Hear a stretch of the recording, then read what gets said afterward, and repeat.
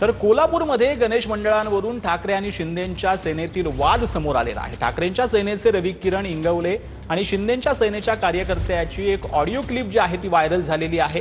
या audio क्लिपची TV9 Marathi पुष्टी करत नाही। दरम्यान ठाकरेंच्या सेनेचे जिल्हाध्यक्ष रवी किरण इंगवलेंवरती गुन्हा दाखल झालाय। माझा संबंध नसताना माझं नाव घेतल्यामुळे मी बोललो अशी प्रतिक्रिया रवी किरण इंगवलेंनी दिलेली आहे।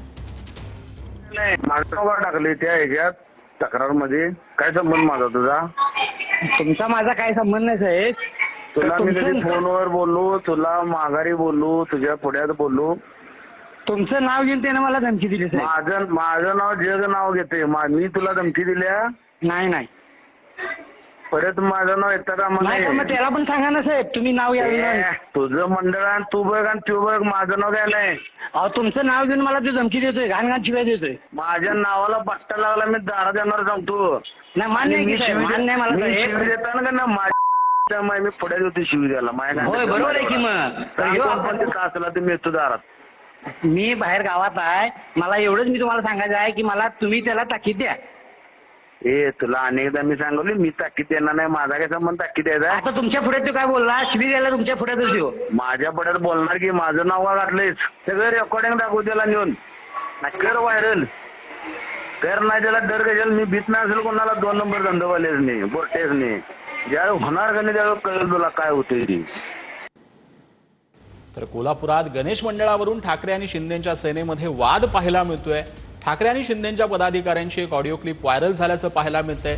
ठाकरे गटाचे जिल्हा अध्यक्ष जे आहेत तिथले जिल्हा प्रमुख आहेत रवी किरण इंगवले यांची ही ऑडिओ क्लिप असल्याचं माध्यमांमध्ये व्हायरल होतंय। या ऑडिओ क्लिपची TV9 मराठी पुष्टी करत नाही। दरम्यान ठाकरेंच्या सेनेचे जिल्हा अध्यक्ष किंवा जिल्हा प्रमुख रवी किरण इंगवलेंवरती गुन्हा दाखल झालेला आहे। आपल्या सोबत जे आहेत ते रवी किरण इंगवले जे आहेत ते आपल्या सोबत फोन लाईनवरती जोडले गेलेले आहेत। आपली ऑडिओ क्लिप जी आहे ती सध्या एक समोर येते आहे। या ऑडिओ क्लिपमध्ये नक्की आपलाच आवाज आहे का आणि नक्की हे काय प्रकरण आहे, काय घडलं होतं, आपली बाजू सांगा